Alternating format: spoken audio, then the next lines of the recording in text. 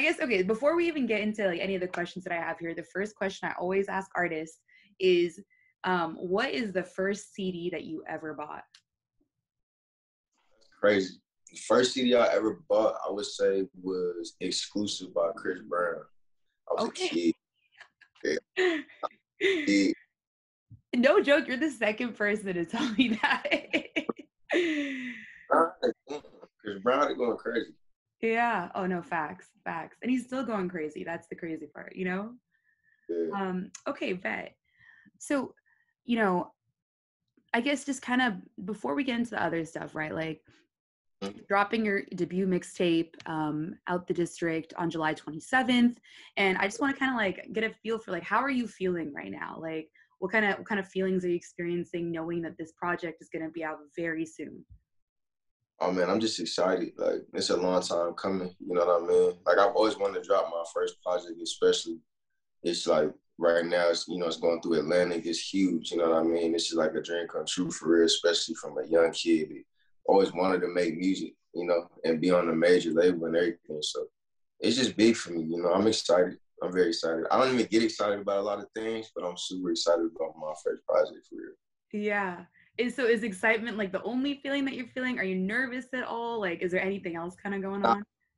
I'm not nervous, to be honest. I don't get nervous. Like I just be ready for everything, you know. Like with this game, you just got to be ready for anything and everything. I feel like, you know, I've been ready for you. So yeah, it's a long time coming, right? This stuff doesn't happen overnight. Absolutely. And so, like, now I know a little bit about your story just from what you know the team has told me, but you know, I'd love to hear from you just a little bit about your story, right? Like, how did you get here? Kind of on the eve, almost not the eve, but you know, a few days out from this first project dropping. Like, tell me a little bit about that story. I want to hear in your words. Well, I mean, you know, these are songs that I've been recording and just making, and I've been building over time. And you know, like you want to know the beginning of everything, like how I just Take started me making all the music. way back. Like, take me all the way back. All right, so I used to sell shoes, you know, and I was like an entrepreneur at the time, and I had like some unreleased music that I was showing people that was working with Nick Cannon. So bro, Nick, man, you know, Ncredible gang. I'm signed to Ncredible as well. So you know, they found me and they just heard a lot of the music that I was making, and Nick loved it and he wanted to work with me, and we've been going hard for like so many years, you know. And then I just got blessed to be signed to Atlantic a few years back, and you know, we just been grinding and just making music and standing in the studio every day and just recording. And I just been bettering myself and bettering my sound, and now we're here. You know, we got Out the District coming on the 27th, so that's why I say, you know, I've been ready for this for a long time, you know.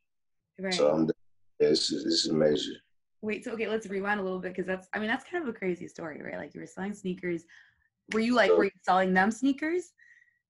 I was selling so the people that were working with Nick, I was selling them sneakers, yeah. So it's crazy because I didn't know what they were coming in for. Like they were just in there walking, and like when you're working off commission, you have to be really like just hands on, like trying to get everybody to buy sneakers, you know. So we were having a conversation, and in the middle of the conversation, they had asked me what I love to do, and at the time to say something that had to do with sneakers, I was saying like I love to hoop, you know, I love to play basketball, but my real passion is music. And for whatever reason I said that, you know, that's why I'm here now, you know. So I just, you know, I let them know I make music, and I sent them some of my music. So yeah.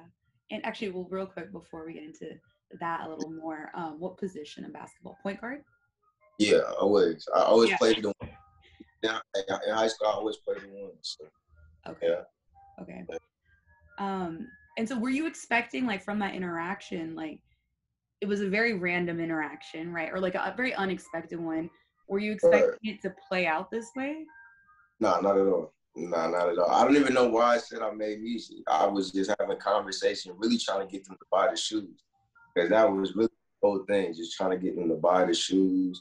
So I started the commission, but it just, you know, it played out so crazy. Like I would have never had that coming as many times I tried to like send my unreleased music out to people through online and just through DMs and everything like that. It was just so weird to happen like that. So it was crazy.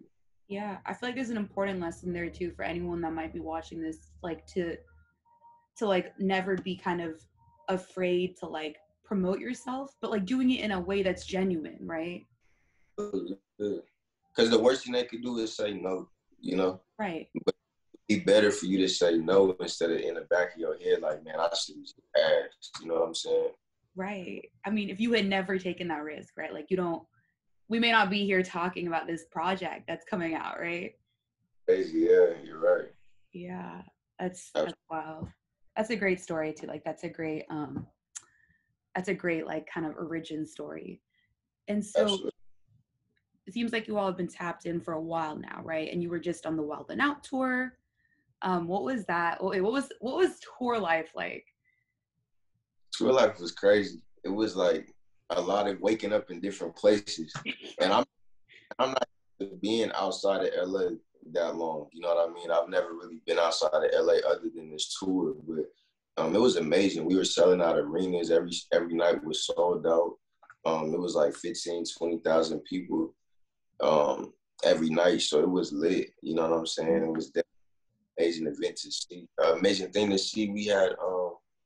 We did the Staples Center, which meant the most to me because, of course, I'm from LA. So Yeah. you know, I killed that. And yeah, tour was lit though. Tour was very lit. Yeah. I saw a video, I think it might have been from the Staples Center performance of you performing. And Yeah, I was gonna ask you, and I think you kind of already answered this, but like, do you get nervous like being on stage and like performing in front of that many people? it's crazy because like that's the most time I don't feel nervous on stage.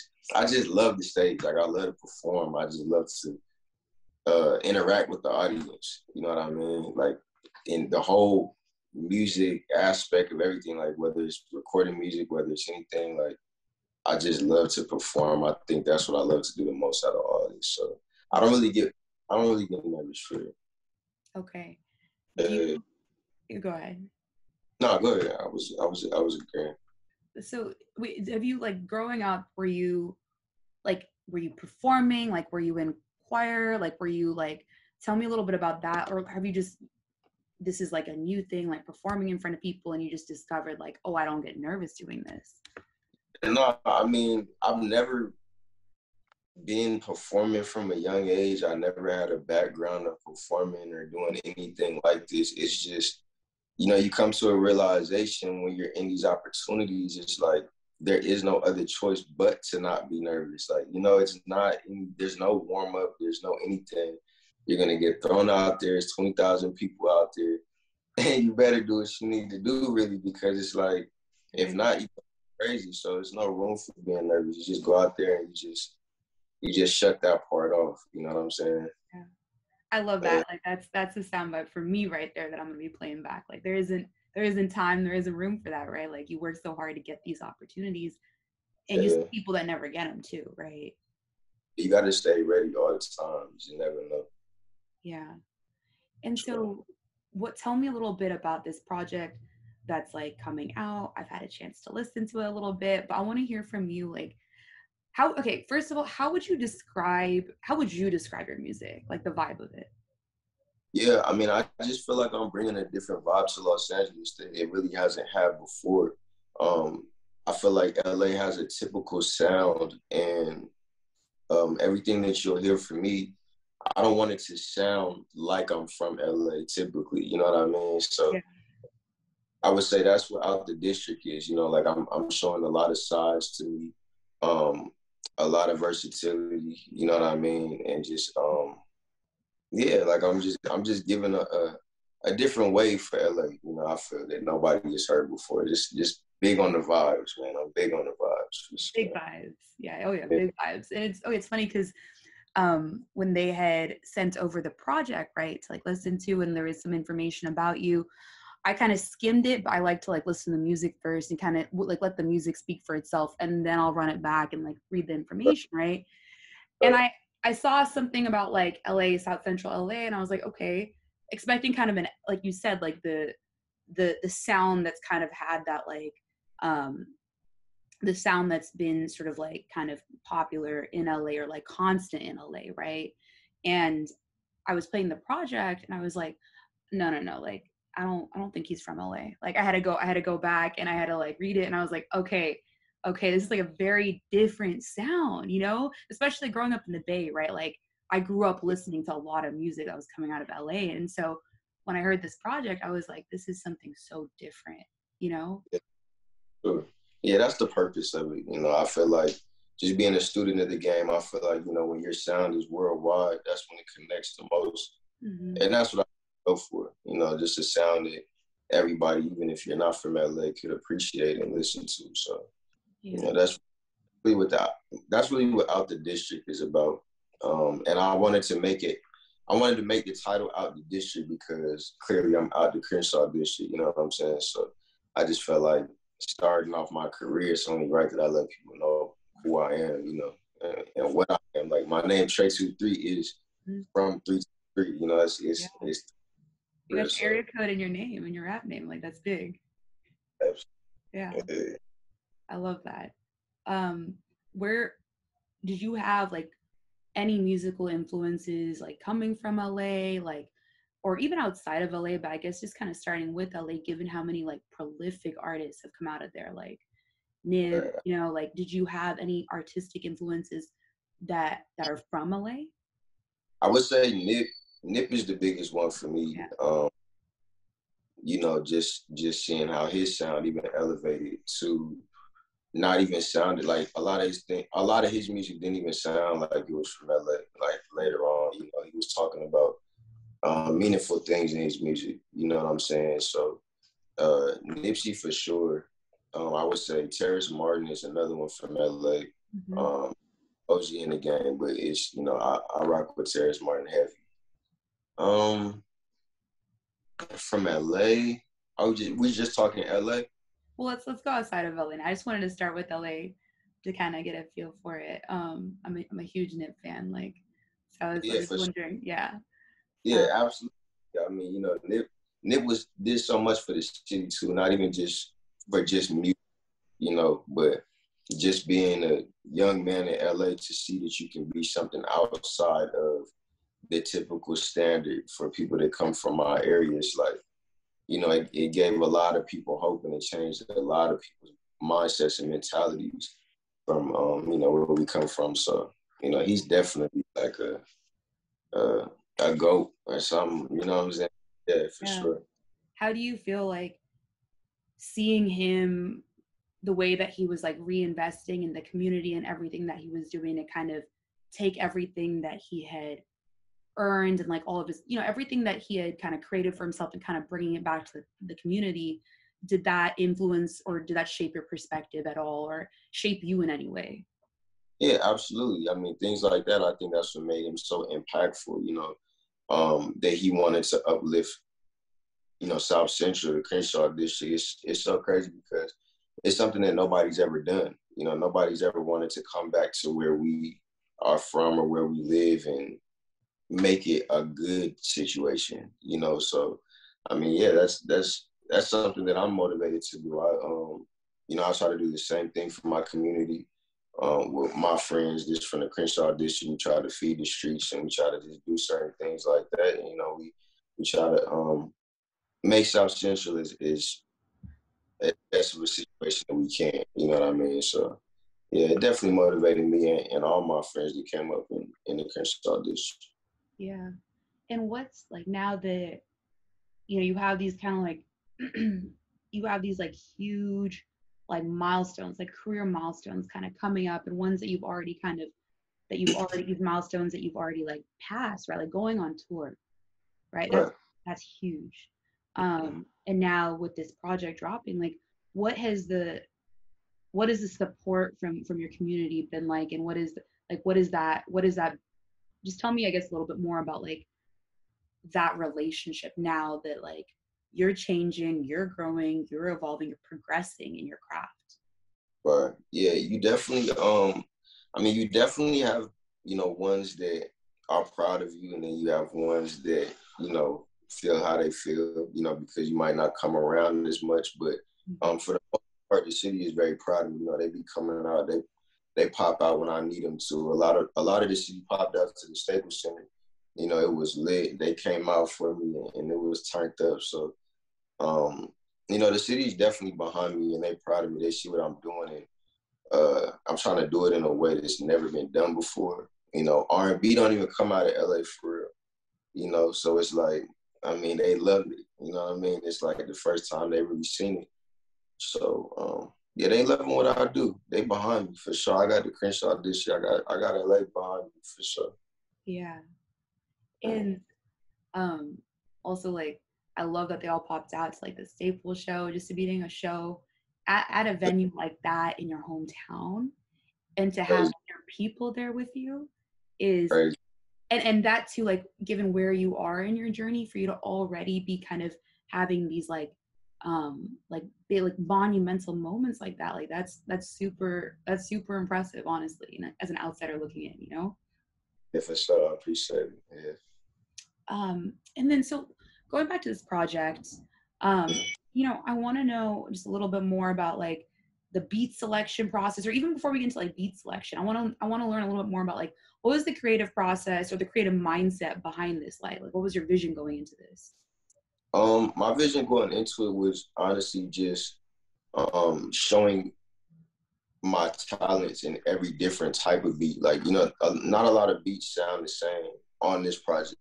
Mm-hmm. I just show how versatile I can be and how many lanes I can go in when it comes to making music. So that was the whole mentality behind this process, or behind this project. I've been making the project for about 3 years, so it's been songs that's been combined throughout these 3 years. So yeah, it's pretty much like a compilation of Traetwothree in a sense. You know what I mean? Yeah. So there's some Yeah, older joints on this project as well, like ones that were recorded like maybe even years ago. for sure. For Okay. sure. So how is Yeah. that revisiting those, like those joints now? You know, for me, I'm biased because like I always make music every day. You know what I'm saying? I make new music every day. So everything is old to me. Like songs that were made a month ago are old to me. Yeah. You know what I mean? Yeah. So it's like I like to just keep moving forward, but I mean it's definitely I think it's gonna mean more over time in my career, like just to look back at those songs, you know, and be like, Mhm. started. Yeah. Uh, yeah. And you know, you tell me like a little bit more like, okay, so like, you know, you're in these studio sessions. What are some of your favorite moments, or like what's your favorite memory from in the studio? Um, my favorite memory from like being in the studio. Yeah, like working on this project. I think I think just like I mean I made the project in the middle of COVID. You Mm-hmm. know, like the whole quarantine, everything going on. Like I think it was more I was just more locked in. Like it was nothing else that I could do, you know. So I think just the recording process of like I would wake up and record. You know, I had to like some of the songs that you hear I recorded in my home. You know, like just Mm-hmm. right up and just get on the mic and just and you know. So Yeah. I think just like memories like that's why I just wake up still crusty eyed and everything, but I'm motivated. I just Yeah.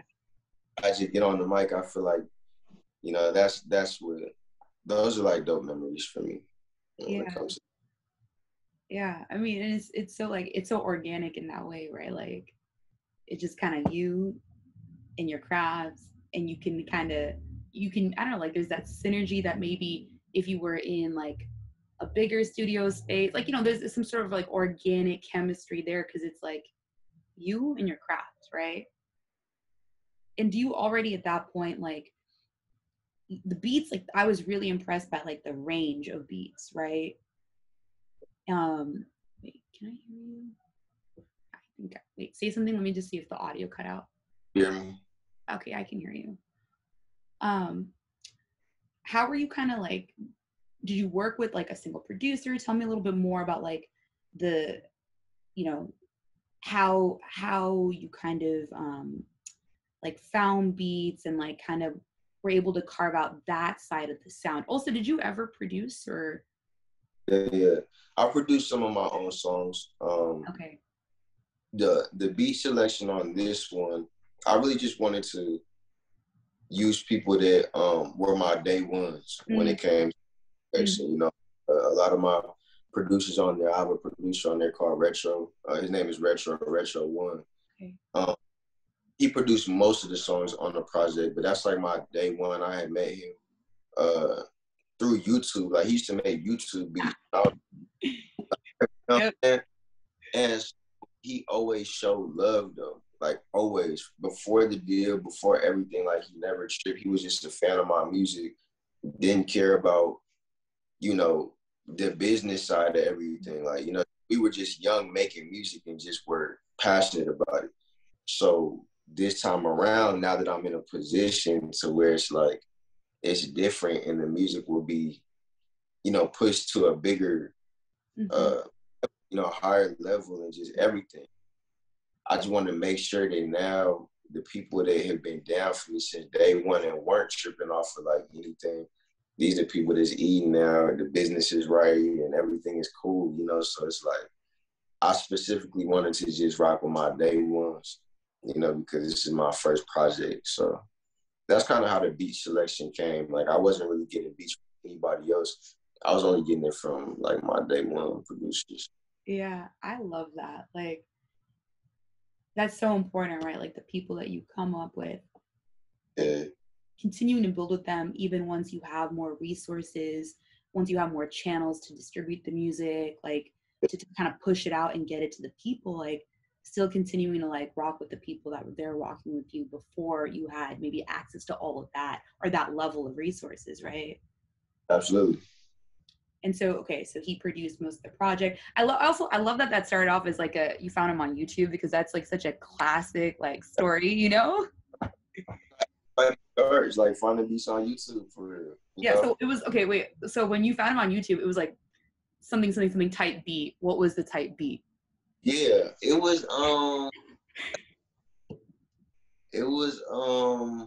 dang, what were the type beats? I think that like it was so long ago. But it would be like Dom Kennedy type beat. Kennedy type beat. Okay, that's what I was thinking when I heard the production on it. Shout out to Dom K. Yeah, shout out to Dom Kennedy. That's somebody I really want to work with too. That would be crazy, you know. That'd be very monumental. But yeah, like Dom Kennedy type beats, Nipsey type beats. Yeah. You know, yeah. And so, okay, well, actually, that was one of my next questions, which was going to be like, if like who, first, let's start with artists, right, that you would like to be able to collaborate with. Like Dom Kennedy is an LA legend, right? Yeah. Who else? Like, if you like dream collaborations, or not even dream, right? Because it's not a dream. Like you're on this trajectory. So who are you kind of manifesting working with in the near or long term future? I mean, somebody I really want to work with is Wizkid. He's on my top. Like, that's really the dream collab. Second, I would say like Party Next Door. Eric Bellinger. That would be crazy. Like, you know, he's done a lot of like he's brought a lot of motivation when it comes to my process and stuff like that. So Eric Bellinger and Usher. I mean, that would be crazy. You know, I get a lot of things from Usher. So it's I think, you know, I'm just a fan of the game, man. I collab with anybody, honestly. I'm just working. Yeah. And I feel like a lot of that is even reflected in this project and like the features like that you had on it and the people that you collaborated with. And I was watching the visual for the joint with Blueface earlier. Yeah, shout out Blueface. Shout out Mm-hmm. Blueface. For Stuck in My Ways. How Yeah. did that like linking with Blueface, how did that kind of get set up? Like what was that like? Yeah, I mean, our team's just been locked in for so long. Just great connections, you know what I mean? But Blueface is like from around the corner, Yeah. you know, from around the way. So I mean, it's just, you know, that's organic. You know, a lot of his homies is my homies. A lot of my homies is his homies. It's just Mhm. like, that would have probably happened either way, honestly. Yeah. Just, yeah, honest. And did that process like given that you guys kind of already have this relationship, right? Like was that process kind of different from how you collaborate with like artists, or like how you collaborated with maybe some of the other artists on this project? Or is it kind of always like, what is that process of collaborating with the artist like for you? It just depends. Like, Yeah. you know, I usually have good connections with the artists. I'm not usually like sending songs and getting it back. Like usually we're in the studio together. You know, I got DW Flame on my project as well. That's like my brother forever. I got Justina Valentine. I love Freddie Deck, man. Like, you know, people that I get on my music, and it's usually like an organic vibe, you know. Or like if I'm in the studio, like if I'm in a big studio, there's like different studio rooms, and I'll just go into the other room where they at and just be like, I need you to like come here, bro. I need you to lay something for me. Like, you know, we just go back and forth. They'll tell me, go in there. It's just like an organic vibe. Yeah. I feel like that organic kind of vibe is important because it does kind of carry through to the track too. Like it'll be some tracks I listen to and I'm like, okay, they were never in the studio together. Right, right. For sure, for sure. You're And then right. um my other question for you was going to be, you've been tapped in with this producer who produced a lot of the beats on this for a minute now, right? But kind of like in the future, are there any producers who's like, I don't know, production style has been kind of influential to you that you would want to work with? Yeah, I definitely want to work with Hitmaker. I Yeah. mean, that would be crazy. You know, that's somebody that I feel is like a legend in this game. Mm-hmm. Hitmaker for sure. AO the producer. We supposed to been tapped in, like being locked in, but I rock with AO heavy. He rock with me. OG Parker, we got some stuff. You know, I mean, other than that, it's just really coming from my personal camp. You know what I mean? But yeah, I'll probably say like those three are very influential people that I want to work with when it comes to production. Okay. What about like Mm-hmm. Mike and Keys? Yeah, that would be crazy. You know, I was just talking to somebody. I've met, I've never even met Mike Keys. Like, I've never met the whole like 1,500, and I've never met like the whole camp. You know what I mean? Mm-hmm. So that's something I would definitely want to do. I feel like just being from LA, From that's LA, right? like, or it's like legendary. You have to do that. Yeah, you got to tap in with them at some point. I feel like being from LA. Yeah, for sure, for sure. Yeah. Yeah. All right. Well, I got a couple last questions for you before we kind of wrap this up, and that is, what are like, what are some things after this drops? Like, what are some other things that are coming up that you're excited about? I'm really just excited about just more shows and more tours and just really just trying to perform some more. Um, like I said earlier, I'm consistently working, so just more projects and putting out more music, um, and just more visuals. Like I just love for my visual. I want my visuals to get more interesting and entertaining and stuff like that. I like to do little skits in them, so I'm just all about progression. Like. Mm-hmm. It's just my craft. That's just really what I'm overall excited about. Yeah. Oh, I almost forgot one of my questions, but you said skits and now I remember it. TikTok. I was looking at Yeah, your TikTok. yeah. um, what like, first of all, you're hilarious. Um, and have you always been like this comfortable with social media? No, honestly, I never. You know, I only do that on TikTok. Like I won't do that nowhere else. It's weird, but like it makes you so comfortable because everybody's doing it. Like everybody's being funny on there, so it's like, why not? You know what I'm saying? But I never really was gonna be that type of person.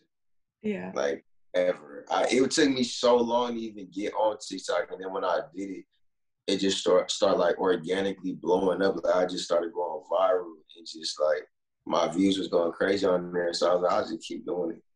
Yeah. But I love TikTok. I like it a lot.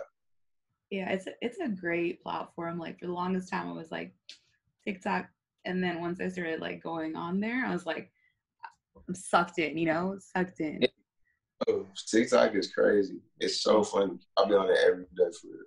Yeah. I mean, it's also an important platform for you as an artist, right? Like I've seen how you're kind of making them, like how you're blending the music in with that, right? And using it as sort of like as a channel for like promoting the music, sharing the music, right? Oh, yeah, I do that. There's a lot of ways you can use TikTok. I just be doing the skits and stuff like that to be on TikTok most of the time. But Yeah. yeah, it's very important. Like artists should use it. It's definitely a tool that works. Yeah. TikTok. Yeah.